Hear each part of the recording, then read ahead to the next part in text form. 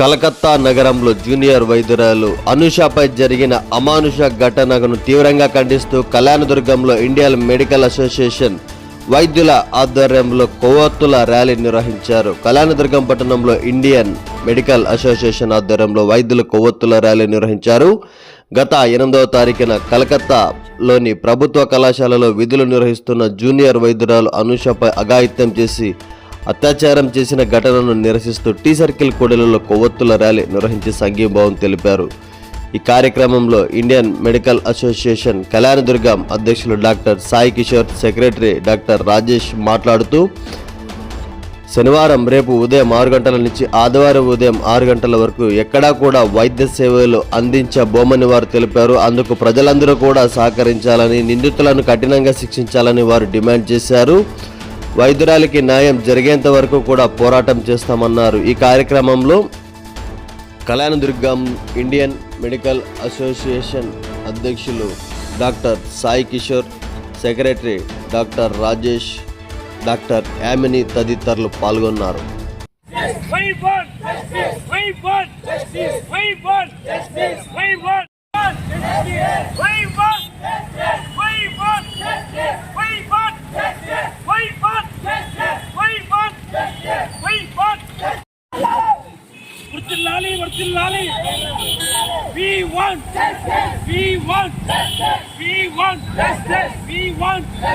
ఆడపిల్లపై అఘాయిత్యం,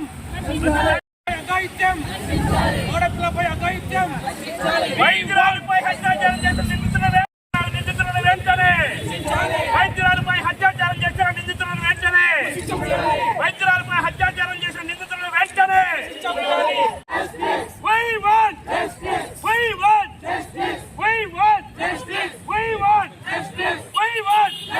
కోల్కతాలో వైద్యురాలపై అత్యాచారం చేసిన నిందితులను వెంటనే, వైద్యురాలపై అత్యాచారం చేసిన నిందితులను వెంటనే.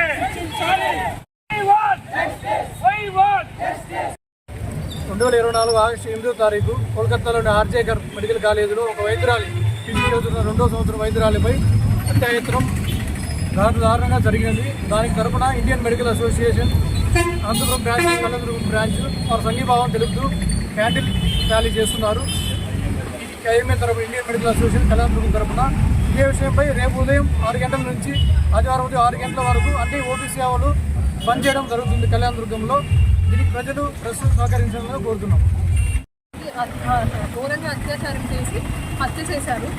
దానిని బట్టి ఈరోజు మేము ఇక్కడ ప్రొటెస్ట్ చేస్తున్నాము. ఇక్కడ ఎంతోమంది జనాలకి నేను అడిగిన వాళ్ళకి ఇలా జరిగిందని కూడా తెలియదు. అదే నార్మల్ ఒక అమ్మాయికి జరిగితే మాత్రం చాలా ప్రొటెస్ట్లు చేసి న్యూస్ టీవీలో అంతా మారుమోగిపోయేది. ఇప్పటికైతే ఎక్కడ ఏ న్యూస్ ఛానల్లో కానీ ఇంత జరగట్లేదు. ఎందుకు? ఒక డాక్టర్ అనే కదా, ఇదే ఒక మేము కానీ సేవలు చేయకపోతే ఎవరైనా రక్షింపబడతారా? అలాంటి సేవియర్స్ అయిన మా కోసమే ఎక్కడ రక్షణ లేదు. ఆ రక్షణ కోసం మేము ఇప్పుడు పోరాడుతున్నాము. ఖచ్చితంగా ఆ అమ్మాయికి న్యాయం జరగాలి. దీని కోసం గవర్నమెంట్ ఎలాగైనా సరైన